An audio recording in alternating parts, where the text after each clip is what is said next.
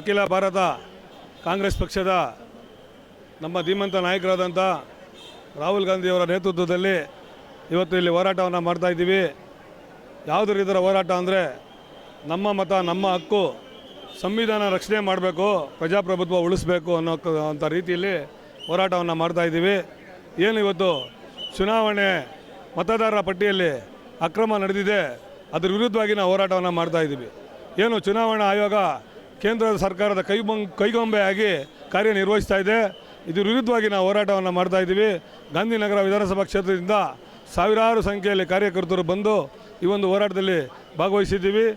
ನಾವು ಎಚ್ಚರಿಕೆ ಕೊಡ್ತಾ ಇದ್ದೀವಿ ಚುನಾವಣಾ ಆಯೋಗಕ್ಕೆ, ಮುಂದಿನ ದಿನಗಳಲ್ಲಿ ಏನು ಮತದಾರರ ಪಟ್ಟಿ ಪರಿಷ್ಕರಣೆಯನ್ನು ಮಾಡಿ ಸರಿಯಾದ ರೀತಿಯಲ್ಲಿ ಚುನಾವಣೆ ನಡೆಸಿದ್ರೆ ಈ ಒಂದು ಸಂವಿಧಾನವನ್ನು ಉಳಿಯುತ್ತೆ ಅಂತ ಹೇಳ್ತಾ ಇದ್ದೀವಿ. ಇಲ್ಲಾಂದರೆ ಇನ್ನು ಮುಂದಕ್ಕೂ ಇನ್ನೂ ಉಗ್ರವಾದಂಥ ಹೋರಾಟವನ್ನು ಹಮ್ಮಿಕೊಳ್ಳೋದಕ್ಕೆ ಕಾಂಗ್ರೆಸ್ ಪಕ್ಷ ಸದಾ ಸಿದ್ಧವಿದೆ ಅಂತ ಈ ಸಂದರ್ಭದಲ್ಲಿ ಗಾಂಧಿನಗರ ಕಾಂಗ್ರೆಸ್ ಪಕ್ಷದ ಬ್ಲಾಕ್ ಕಾಂಗ್ರೆಸ್ ವತಿಯಿಂದ ನಾವು ಕಾಟನ್ಪೇಟೆ ಬ್ಲಾಕ್ ಕಾಂಗ್ರೆಸ್ ವತಿಯಿಂದ ಈ ಒಂದು ಪ್ರತಿಭಟನೆಯಲ್ಲಿ ಪಾಲ್ಗೊಳ್ತಾ ಇದ್ದೀವಿ.